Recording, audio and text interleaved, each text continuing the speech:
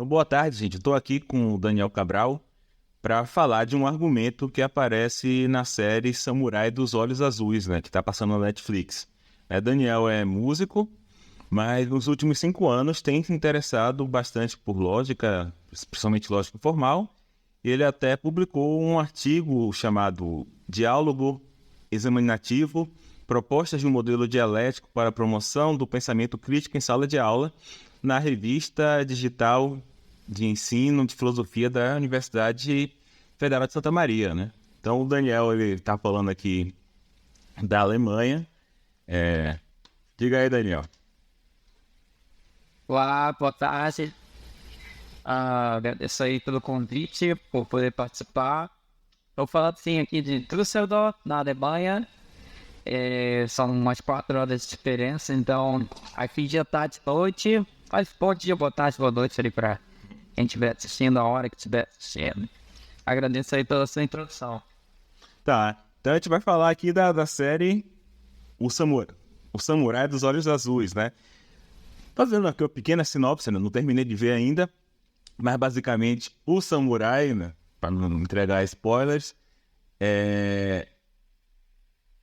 essa série se passa no Japão em 1633, na época que o Japão está bem fechado para os países estrangeiros. E o samurai em questão, ele é mestiço, né? Ele é filho de uma japonesa com um ocidental e por isso ele tem os olhos azuis, o que faz com que ele seja visto com um tipo de deformidade, algo do tipo.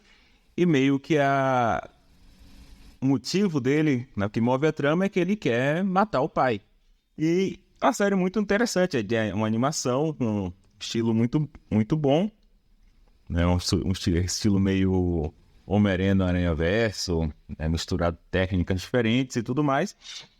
E aí o Daniel me chegou com a proposta, né, de uma análise de um argumento que aparece no episódio 2 da série, né? Então, assim, eu até queria, antes de tudo, perguntar para você o que é um argumento, né? O que é isso que você está analisando? A visão que nosso, ela depende da gente reconhecer que seres humanos pensam e que seres humanos pensam de maneiras bem específicas em situações específicas, né? Eu entendo o argumento como a articulação em alguma linguagem de um processo de inferência, basicamente. Então, você tem uma informação da qual você parte, dessa informação você chega em outra informação, essa transição entre essas diferentes informações é o que caracteriza um processo de inferência, e a gente pode articular esse processo de várias maneiras. A gente pode articular, por exemplo, em linguagens naturais, em línguas naturais, né? Como o português, o inglês, o alemão, enfim. A gente pode também articulá-los em linguagens simbólicas, partindo de elementos que integram sistemas formais, por exemplo. Nesse caso aqui é interessante porque o argumento que a gente vai avaliar, ele é articulado originalmente em linguagem natural, mas para poder fazer uma análise estrutural lógica dele mais minuciosa, a gente vai transcrever, a gente vai transpor isso, a gente vai rearticular esse argumento em linguagem formal. Então, basicamente, como eu falei, a gente pensa, a gente infere informações a partir de outras informações, e quando a gente articula esse processo todo em determinada linguagem, a gente articula um argumento, é como eu enxergo. E é interessante, né? Porque certamente a gente está fazendo inferências o tempo todo, mas não necessariamente a gente está expressando essas inferências em forma de argumento no dia a dia, no diálogo normal, né? Então, por isso que é interessante ter um argumento de maneira tão clara numa série de animação na televisão, né? Na Netflix, no caso, né? Então, vamos olhar aqui qual é o argumento em questão, para depois a gente ouvir aí o que o Daniel tem para falar desse argumento. É tão limpo esse corte. Uma mão magistral. Você não pode se martirizar por causa de uma briga com algum monstro. Não foi nem um duelo. Foi um ataque. Ele oficialmente te desafiou? A vitória não pode vir da desonra. Sendo assim, você nunca perdeu. Se fosse um desafio, ele estaria morto.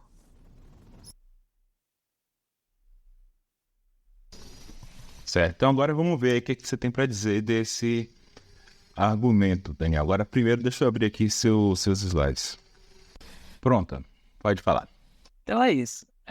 Vocês acabaram de assistir um trecho do episódio 2, né, dessa primeira temporada. E como o Danilo contextualizou no início, né, se passa no século XVII no Japão.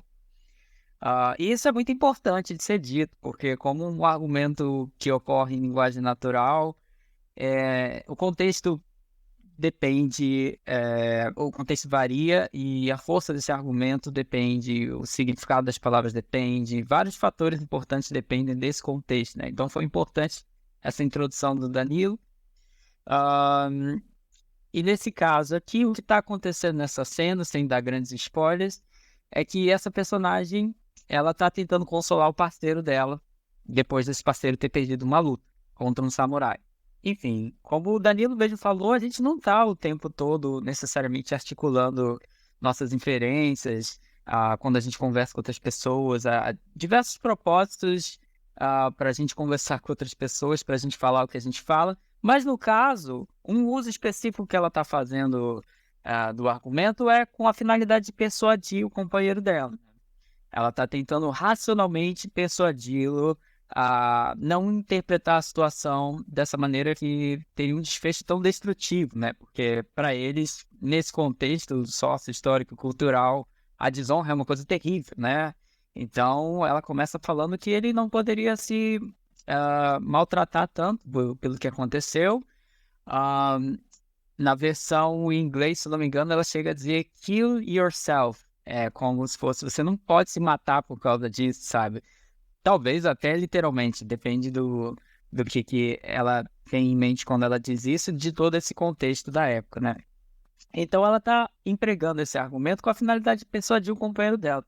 E aí no primeiro slide a gente vê uma transcrição desse argumento, que é uma coisa que eu tenho o hábito de fazer, que eu considero ser muito importante, porque nem todo material que a gente analisa vem escrito, né? Nesse caso é uma produção audiovisual, a gente está ouvindo ali a personagem falando e as informações transitam muito velozmente. Então a gente precisa, para ter uma análise um pouco mais criteriosa, calma e reflexiva, transcrever para a gente poder entender os elementos ali da fala da personagem e trabalhar com isso, né?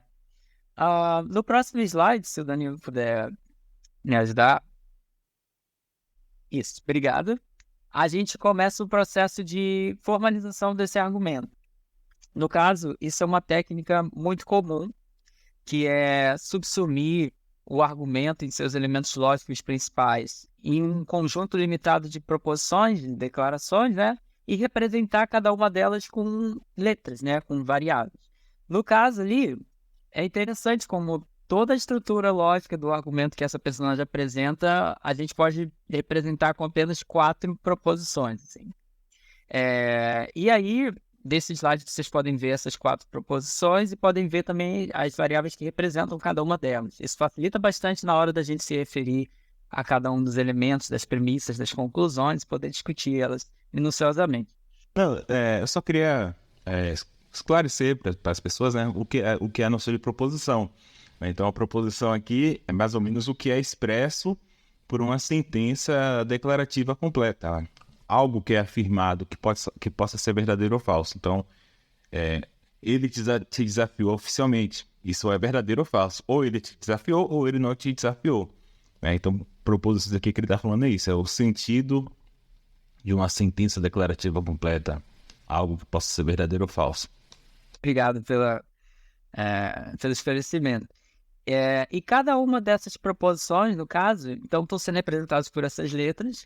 Então, O representa ele te desafiou oficialmente, D representa houve desonra na luta, né, no confronto, V representa houve vitória e P representa você perdeu, né, você perdeu o confronto, você perdeu a luta.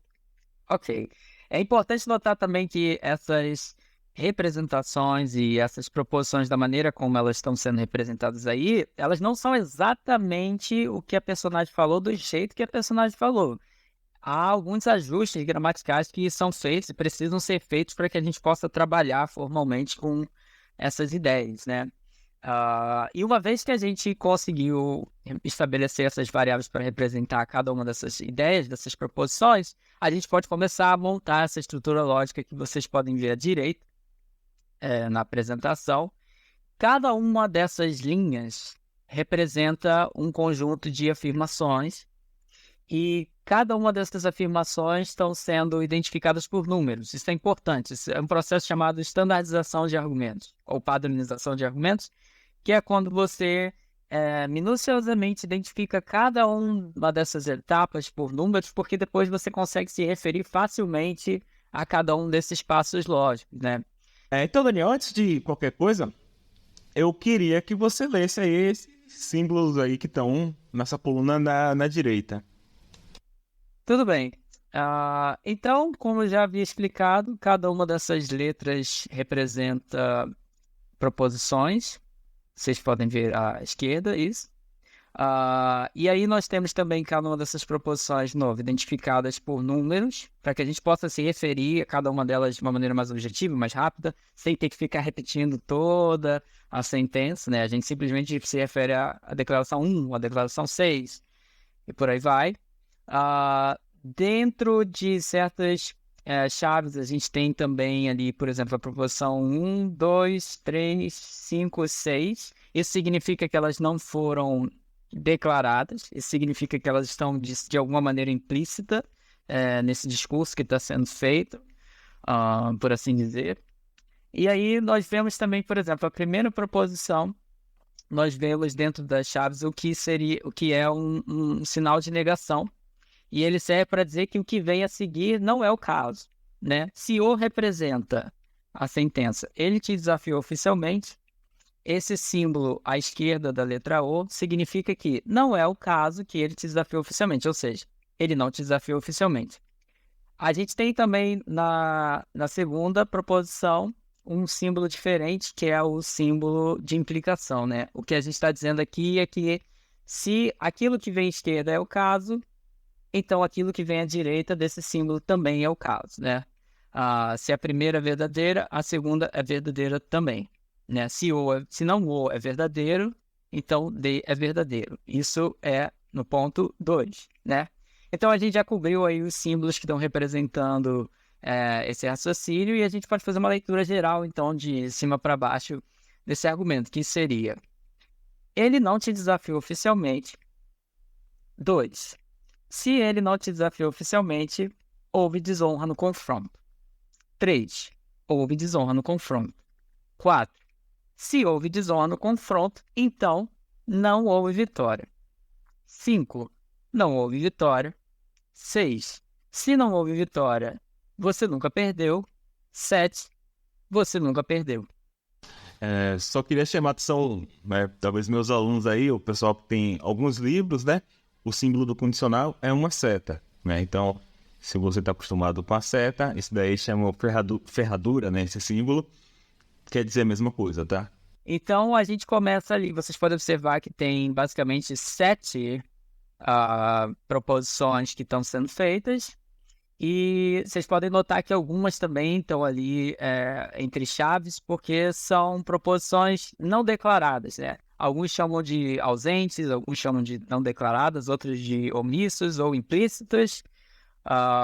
Então, no caso, são proposições que expressam ideias, que expressam pensamentos que não necessariamente a personagem disse explicitamente, diretamente. Então, por exemplo, o número 1 representa com aquele símbolo de negação que vocês podem ver antes da letra O. Você está dizendo que não é o caso que como O representa ele te desafiou oficialmente, você está dizendo que não é o caso que ele te desafiou oficialmente, né? A gente, quando expressa essa noção em linguagem natural, geralmente a gente só diz ele não te desafiou oficialmente, né? Mas, no caso, a personagem nem isso ela falou. No caso, você pode pensar assim, poxa, mas isso não está no texto que vocês transcreveram, né? Por que da onde você está tirando isso, né? E isso é a parte que eu acho interessante desse argumento.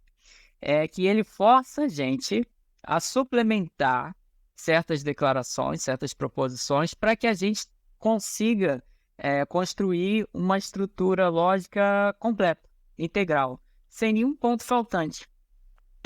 E esse ponto que você está falando é interessante, né? Tem a ver com a questão do contexto, né? No geral, quando a gente está conversando com alguém, a gente nunca se importa de expressar explicitamente todas as nossas premissas, né? Tem coisas que a gente simplesmente julga como óbvia, né? E, por exemplo, se pensar aí o que está no 2 aí, né? Adiantando um pouco, né? Se ele não te desafiou oficialmente, então houve desonra, né? Isso pra gente, no século XXI no Brasil, talvez a gente precise entender isso. Isso aí é uma informação, mas para eles conversando ali é algo óbvio, ela não tem que expressar isso, né?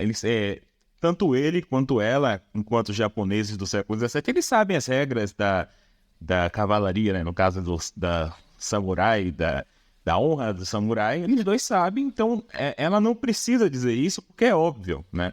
E muitas vezes quando a gente está conversando com alguém, ou quando a gente está lendo um filósofo, a gente está lendo filósofos muitas vezes dessa mesma época aí, né? É interessante, inclusive, que Descartes é exatamente da época desse anime, né? 1633. Descartes escreveu as Meditações em 1640, né? Então, tem coisas ali também que o filósofo está pressupondo, né? E isso é uma das coisas que torna difícil você entender, às vezes, argumentos de Descartes, por exemplo, século XVII, muito mais ainda de Platão ou dos pré-socráticos. Uma distância temporal muito grande, eles estão pressupondo coisas muito diferentes daquilo que a gente pressupõe atualmente, né? Isso é uma colocação realmente muito interessante, porque como o Danilo falou, no dia a dia seria muitas vezes redundante, pedante, inclusive, se a gente fosse preencher cada um dos passos lógicos. Nossos interlocutores poderiam se questionar sobre o que a gente pensa deles, se a gente o tempo todo quisesse explicitar cada uma dessas etapas. Normalmente o que a gente faz no nosso dia a dia é que a gente, de uma maneira um tanto, na minha visão, intuitiva ou habitual, a gente preenche isso dentro da nossa cabeça sem nem pensar sobre isso. É muito automático. A gente já tem esse conjunto de pressupostos ou de, enfim, declarações ou proposições que a gente divide, que a gente concorda, sobre as quais a gente concorda, e a gente já consegue, né, preencher essas lacunas lógicas de uma maneira muito rápida, inclusive. É espantoso até como a gente consegue fazer todo esse processo na velocidade que a gente faz, na minha opinião, sem nem ficar pensando deliberadamente sobre isso. Enfim, isso é muito interessante também, como o Danilo falou, porque isso expõe pra gente coisas que estão ali, mas que se a gente também não parar para pensar nelas, aquilo pode passar batido, e isso pode até dificultar a nossa compreensão do que está sendo dito, do contexto, do argumento. Então, isso é uma das razões para a gente explicitar minuciosamente cada uma das etapas lógicas desse processo, porque isso, além de tudo, torna a nossa compreensão do contexto e do que está sendo dito ali mais profunda, né? Claro que isso é um anime, a pessoa pode se questionar o quão relevante isso é para a vida dela, sendo uma produção audiovisual fictícia, mas esse mesmo processo a gente pode usar para questões muito mais sérias da nossa vida, por exemplo, escolhendo quem a gente vai votar, ou escolhendo qual curso na universidade a gente vai seguir, ou enfim, qual profissão a gente deve, qual carreira a gente deve optar. Enfim, em várias situações a gente pode ter que usar esse tipo de ferramenta e é importante que a gente treine essas habilidades, né? Mesmo que o exemplo seja fictício dessa maneira. Enfim, a gente aprende coisas no processo aí, como o Danilo fez o link com Descartes, ou enfim, alguma coisa sobre o século XVII de Japão. É importante como a gente vai aprendendo nesse processo. Então, aí no caso, retomando aí a análise, a gente tem no ponto 1 que ele não te desafiou oficialmente, e no ponto 2 que, se ele não te desafiou oficialmente, houve desonra nesse confronto, né? Mas aí você pode se perguntar, tá, mas de onde veio isso se isso não está explícito no trecho, né? Se você notar desses 7 passos proposicionais, né, desse argumento, 5 não foram explicitamente declarados, né? Então, realmente, o trabalho que você tem de suplementar esses passos lógicos é relevante, né? Mais da metade de tudo que está sendo dito ali, você precisa interpretar e você precisa pensar para você poder fazer esse encadeamento de maneira adequada e integral, né? Então, você tem ali, por exemplo, a declaração 1 de que ele não te desafiou oficialmente, ele vem da pergunta retórica que a personagem faz, né? A personagem fala, ele te desafiou oficialmente, né? E para quem não sabe ou para quem não lembra, a pergunta retórica, no caso, quando uma pessoa faz uma pergunta retórica, ela já está pressupondo a informação que seria a resposta para aquela pergunta, né? Não é efetivamente um pedido de informação que ela não tem ou ela acredita não ter. Ela já pressupõe que ela tem aquela informação e ela está convidando o interlocutor dela a chegar naquela informação meio que sozinho, assim, né? Porque para ele também é óbvio. Então, quando ela pergunta, ele te desafiou oficialmente? O parceiro dela para e pensa, pô, não. E aí, a partir daquele momento, eles já dividem, já concordam sobre um ponto em comum. E desse ponto em comum, ela vai destrinchando toda a linha de raciocínio dela, né? E aí, a gente precisa suplementar a declaração 2, porque juntas a declaração 1 e a declaração 2 implicam a declaração 3. Ou seja, se você tem que ele não te desafiou oficialmente, e que se a pessoa não te desafia oficialmente, houve desonra, você tem também que houve desonra. Ou seja, a gente consegue extrair a declaração 3 das declarações 1 e 2 via o que a gente chama de modus ponens. Se o Danilo quiser explicar um pouco sobre o que é o modus ponens para a galera, eu acho que ele conseguiria articular isso melhor que eu, inclusive. Não, o modus ponens é uma forma de argumento, né, bastante básica, uma das mais básicas, né? Inclusive tem esse nome latino porque é bastante estudado na Idade Média, mas é exatamente isso, é a ideia de que se eu afirmo se A, então B, e eu sei que A é verdade, o B tem que ser verdade, né? Que não é só te falar o seguinte, olha, se amanhã fizer sol, eu vou pra praia. E fez sol, né? Então, se o que eu falei pra você for verdade, que se fizer sol eu ia pra praia, e fez sol, eu tenho que ir pra praia, né? Então, aqui é basicamente a mesma coisa que tá acontecendo, né? Ele não te desafiou oficialmente. Se ele não te desafiou oficialmente, houve desonra. Logo, houve desonra, né? Então você vê que ela vai do 1 pro 3 simplesmente com a pergunta retórica, né? Isso que é interessante. Ela fala assim, ele te desafiou oficialmente? E nisso, talvez dentro da cabeça dela e dele, esse mesmo argumento aí é nada. Realmente, ele não me desafiou oficialmente. E se ele não me desafiou oficialmente, houve desonra. Logo, houve desonra. Por quê? Porque depois no 4, né, como o Daniel vai falar, ela já tira uma consequência do fato de haver desonra. A gente fala assim, aí ela fala abertamente, né? Se houve desonra, não houve vitória, né? Então a única maneira de você entender a pergunta retórica, ele te desafiou oficialmente, seguida da afirmação, se houve desonra, não houve vitória, é exatamente fazer esse encadeamento aí que o Daniel fez, né? Que supostamente estaria acontecendo na cabeça dos dois personagens, mas não necessariamente da nossa, né? E, de novo, eu particularmente fico estarrecido com a velocidade com a qual a gente faz esse tipo de coisa, né? Com a qual a gente preenche essas lacunas, dado o conhecimento de fundo que a gente tem e do que a gente compartilha culturalmente com as pessoas com quem a gente se comunica, né? Uma coisa que, abrindo um parênteses, fica ainda mais evidente quando você mora em outro país e você percebe que tem um monte de questões culturais que você não partilha, e você simplesmente não pode passar batido por isso, senão gera alguns mal-entendidos. Então, no caso ali, algumas pessoas tendem a ver argumentos, né, e processos argumentativos como intrinsecamente conflituosos, né, ou destrutivos, ou enfim. Mas, na verdade, é possível entender argumentos também como processos argumentativos como um ato de respeito pela outra pessoa. Quando ela pergunta se o personagem desafiou oficialmente, ela está intelectualmente respeitando o parceiro dela porque ela não está fazendo todas as etapas lógicas explicitamente. Ela está convidando ele a pensar por si mesmo, né? E ele faz isso por si mesmo, porque ela não precisa declarar. Você vê ali que ele já conclui que houve desonra, né? E tudo isso ele conclui, digamos, sozinho. Ela dá aquele primeiro pontapé ali de fazer a pergunta para que ele pense, e quando ele começa a pensar, ele sozinho chega até ali. E uma vez que ele chegou até ali, ou seja, até a declaração 3, de que houve desonra, aí ela complementa essa conclusão a que ele chegou sozinho, né? Com o que o Danilo acabou de falar, né? A vitória não pode vir da desonra, que no caso a gente formalizou como se houve desonra, não houve vitória, né? Então, uma vez que ela respeitou a capacidade dele de chegar até o ponto de que houve desonra sozinho, ela vai e ela joga mais uma etapa. Qual é essa etapa? Então, não foi desonroso, certo? Se for desonroso, não tem vitória, que é, no caso, a proposição 4, né?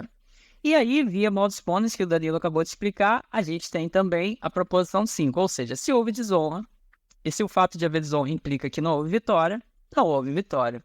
Mas note que ela também não precisa declarar, ela não precisa ser pedante a esse ponto. O parceiro dela sozinho chegou lá, né? E chegou lá também já pensando na declaração 6, que é, se não houve vitória, claro, não houve derrota também. Então, declaração 7, você nunca perdeu. No caso, o companheiro dela nunca perdeu. E é legal que na animação você vê que quando ela fala isso tudo, né? Quando ela diz, portanto, você nunca perdeu, o personagem ele para e olha assim, como, nossa, é verdade. Tipo, você vê que o personagem foi fazendo cada um desses passos e ela foi conduzindo isso muito bem, né? Então, basicamente, se o Danilo puder passar para o próximo slide, por gentileza, tem também um diagrama, né? Antes de eu passar, deixa eu falar uma coisa rapidinho. Só para também esclarecerem, esses 3 pontinhos em forma de triângulo é um sinal de conclusão, né? Então, a partir da premissa 1 e 2, você conclui o 3, né? A partir de ele não te desafiou oficialmente. Se ele não te desafiou oficialmente, houve desonra, você conclui que houve desonra. A partir de houve desonra, e se houve desonra, não houve vitória, você conclui que não houve vitória. A partir de não houve vitória, e se não houve vitória, não houve derrota, você conclui que não houve derrota, né? E outro ponto importante, né? Na série, né? Ela fala um portanto, né? E portanto é famoso por ser um marcador de conclusão. Então quer dizer assim, que ela está realmente mostrando que ela está fazendo um argumento. Só que ela faz o argumento de uma maneira bastante jargão aqui, antimemática, né? Ela simplesmente faz uma pergunta retórica, lança uma premissa. A pergunta retórica é ele que desafiou oficialmente, lança uma premissa. Se houve desonra, não houve vitória, portanto, você nunca perdeu, né? É um argumento bastante eficiente nesse sentido. Vamos lá para o esquema. Esse símbolo de conclusão que a gente vê entre as proposições 2 e 3, 4 e 5 e 6 e 7, a gente consegue ver também à direita nesse pequeno diagrama que a gente fez. E nesse diagrama, as setinhas, no caso, elas vão orientar que uma inferência está sendo feita, né? Então, cada um desses círculos tem números. Esses números a gente já sabe o que eles significam, né? São essas proposições à esquerda, que a gente também já sabe o que significa, porque a gente apresentou as legendas no slide anterior. E aí, esse sinal de mais, ele está indicando para a gente que a gente precisa considerar a proposição 1 e a proposição 2, por exemplo, em conjunto, né? 1 sozinha, ela não vai te permitir chegar dedutivamente em 3. 2 sozinha não vai te permitir chegar dedutivamente em 3. Para que você chegue em 3 a partir de 1 e 2, você considera 1 e 2 em conjunto, né? E uma vez que você considera 1 e 2 em conjunto, vocês já entenderam o passo a passo. 1 e 2 implica 3, 3 e 4 implica 5, 5 e 6 implica 7. Então, daquela pergunta retórica lá expressa por 1, ela chegou até a declaração final dela, que é a conclusão principal dela, que é 7, que é que ele nunca perdeu, né? Claro, nesse contexto aí também tem uma sugestão importante, né, feita pela personagem, de que se ele não perdeu a luta e houve desonra e tudo mais, ele também não precisaria se martirizar ou se matar em decorrência de uma desonra que nunca aconteceu, de fato, né? Só que para esse argumento desse trecho que a gente separou, esse ponto não vai ser tão relevante. O que é relevante aqui é realmente a gente ver como que ela encadeou logicamente cada uma dessas declarações. De novo, no diagrama à direita a gente vê que de toda essa estrutura, somente 2 ela declarou explicitamente, que foi 4 e 7. As demais a gente teve que preencher e justificar. A gente também não pode sair preenchendo proposições do jeito que a gente acha que tem que ser. A gente tem que fazer isso fiel ao contexto, fiel à fala do personagem, buscando uma certa coerência com o que está sendo dito, e de uma maneira que faça algum sentido lógico. No caso ali, a gente apresentou as razões para suplementar cada uma delas, né? 1 na pergunta retórica, 2 e 3 para que a gente tenha o pressuposto de que houve desonra, que é importante para 4, que ela declarou. 3 e 4 implicam 5, e 5 com 6 a gente também precisa para poder chegar na declaração final dela, de que o parceiro dela nunca perdeu, né?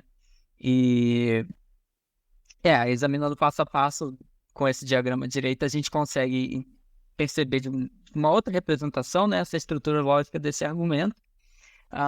Eu acho, particularmente, eu interpreto esse argumento como um bom argumento, porque, de novo, existe um contexto ali, né? E em um sentido da palavra vitória, o parceiro dela perdeu, porque ele lutou contra outro personagem e o outro personagem venceu o confronto, isoladamente, né? Mas é importante entender qual é o sentido relevante para eles de vitória nesse caso. Sem dar grandes spoilers, mas o parceiro dessa personagem, né, o interlocutor da autora do argumento, ele realmente se importa com essa questão de honra e desonra. Mais pra frente, na animação, você vê que ele poderia ter tomado certas escolhas, poderia ter engajado em certos cursos de ação, mas ele não fez isso. Por quê? Porque ele estava preocupado com a honra, né? E na animação, pelo menos, no universo da animação, né, realmente você tem que desafiar alguém. Tem até um contrato, né, que eles escrevem lá e assinam e falam aqui, ó, tá contratado aqui, ó, a gente vai fazer o duelo aqui desse jeito, com testemunhas, para ver o que tá acontecendo e tal, tudo direitinho. Então, naquele contexto, realmente a questão da vitória, da desonra e do quão oficial ou não, né, da formalidade do confronto, tudo isso está muito relacionado. Então, dentro daquele universo ali da animação, eu diria que a personagem foi muito sagaz, né? Ela foi muito sagaz, é um contexto também que a mulher é enxergada como tendo certos papéis que ela é esperada de cumprir. Então, a personagem ela demonstra o quão inteligente ela é, né? Para poder comunicar o que ela queria comunicar e persuadir o parceiro dela do que ela queria persuadir de uma maneira razoável, com palavras e de uma maneira que, de novo, respeita esse passo a passo que o parceiro dela fez intelectualmente para concluir a mesma coisa que ela queria que ele concluísse, né? Então, na minha opinião, dentro daquele universo, fazia todo sentido o que ela falou ali. E foi uma coisa que ela fez de uma maneira muito astuta, eu diria. Então, assim, realmente é um argumento válido, né? Em que sentido? É impossível as premissas serem verdadeiras. É impossível 1 e 2 ser verdadeiro e 3 ser falso. É impossível 3 e 4 ser verdadeiro e 5 ser falso. É impossível 5 e 6 ser verdadeiro e 7 ser falso. Então, ele é um argumento válido. As conclusões realmente se seguem das premissas.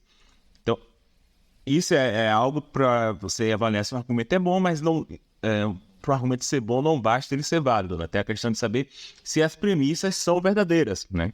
Então, como o Daniel estava falando, boa parte da questão aqui, se as premissas são verdadeiras, depende também de questões contextuais da época, né? Qual é a noção de derrota, qual é a noção de desonra em questão. Mas tem uma premissa aí que eu tenho dúvida se é verdadeira, que é a 6. Se não houve vitória, você não perdeu. Né? Eu não sei se, mesmo para a época, não sei se isso vale, sabe? Tem essa questão, por exemplo, da vitória de Pirro, né? Então você tem até essa noção de vitória de Pirro, né? Que é uma expressão, estou lendo aqui no Wikipedia, é uma expressão utilizada para se referir a uma vitória obtida a alto preço, potencialmente arrecadadora de prejuízos irreparáveis. Né? Então a ideia aqui é que Pirro lutou contra o exército de Roma, venceu a batalha, mas o exército dele morreu todo. Né? Então, de certa maneira, você usa a noção de vitória de Pirro para dizer que não é uma vitória de verdade. Né? Uma vitória de Pirro não é uma vitória de verdade. Mas tampouco não quer dizer que o Império Romano também não perdeu. Né? Acho que pode ter uma situação em que ninguém vence e ambos perdem. Né? E essa premissa 6, ela está pressupondo que isso não acontece. Pode ser uma questão lá do código de honra do samurai, mas assim, só queria chamar a atenção que seria uma premissa que eu colocaria um pouquinho mais em questão. Essa questão da premissa 6, da declaração 6, eu particularmente não havia refletido sobre ela.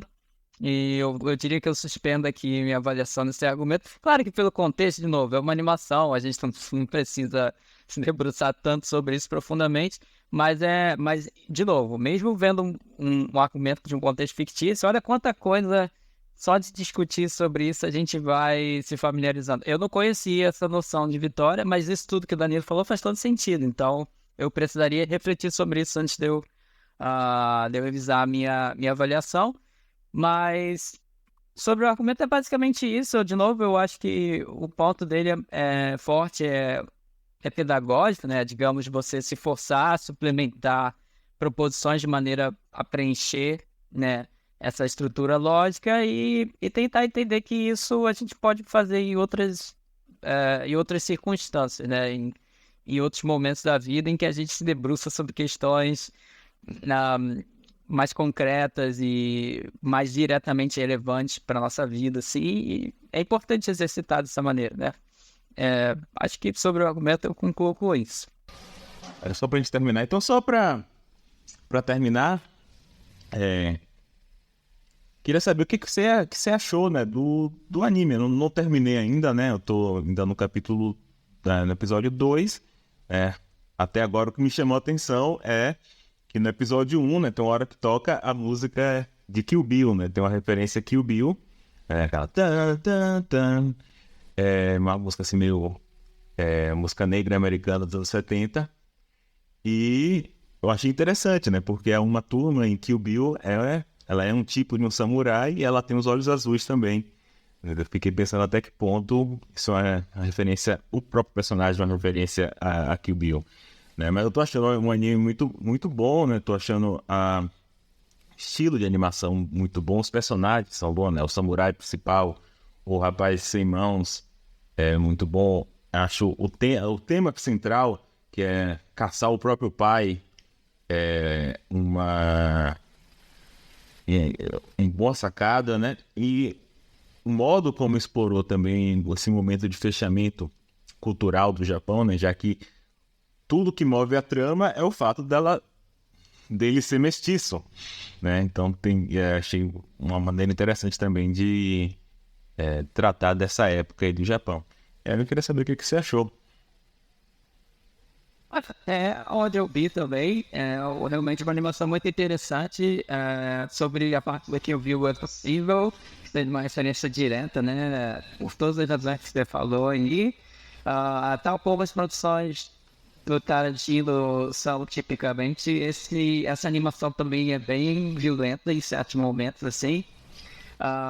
Eu cheguei nessa animação justamente, você chegou a comentar nisso, né?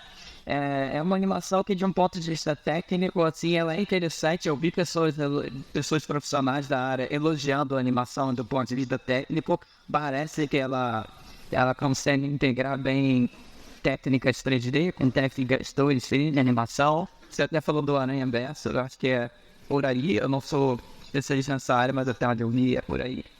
E ela recebeu boas revisões, né? Você veio, por exemplo, portais tipo a Vox, enfim, pessoas dizendo que foi a melhor animação do ano, né? E aí eu falei, isso tem que ver também, porque, enfim, é importante estar ligado no que está acontecendo no mainstream.